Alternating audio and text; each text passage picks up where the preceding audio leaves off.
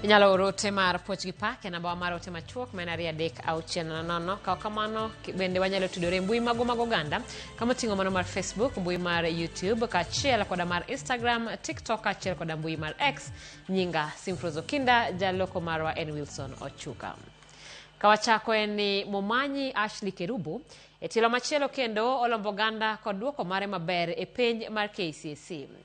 Japuonjre no ma jahigni 18 oyudo A-plane e duoko mag penj klas 12 mar higa mokalo. Picha machal kod duoko mane oyudo penj mar KCPE e higa mar 2021. Millicent Adhiambo miyowa ler mathoth ewi wuoth mar Ashley mar somo.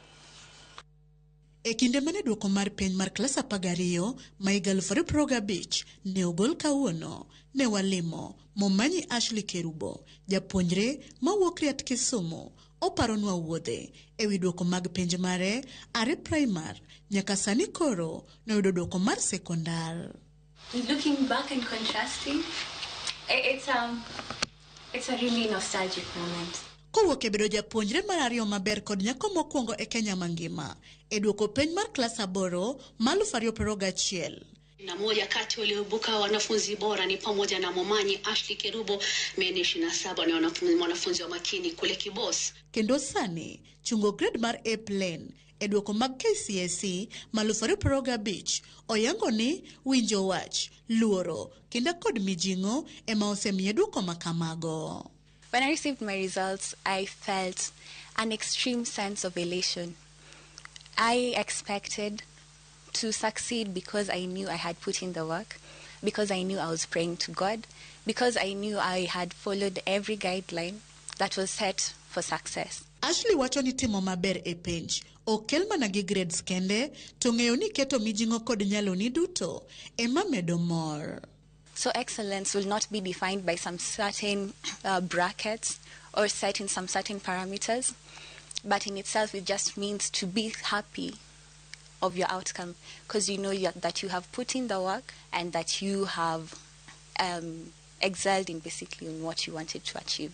Bende okoni loko somo kowuok e primar nyaka e sekondar ok yot, ni mar skul mane odhiye lwasi nopong' kod jopuonjre mariek, gino mane ochune ni nyaka olok pache ewi kaka ne onyalo neno ni omedo yudo duoko maber.